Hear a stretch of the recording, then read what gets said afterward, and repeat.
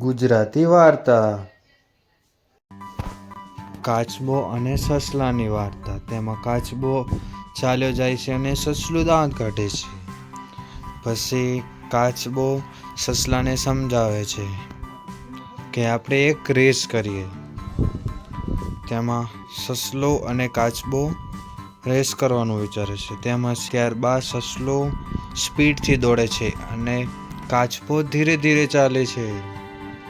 ત્યારબાદ સસલાને એમ કે કાચબો રહ્યો એ નહીં આવે ત્યાં સુધી હું લાઈને સૂઈ જાઉં, પણ આપણે જે ધાર્યું હોય છે તેનાથી ઉલટું થાય છે અને કાચબો આગળ નીકળતો જાય છે.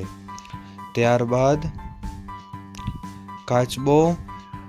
સસલું ઉઠી જાય છે અને કાચબાને ભાળીને દોડે છે, પણ આ રેસ કાચબો જીતી જાય છે અને આ રેસના વિનર કાચબો થઈ જાય છે.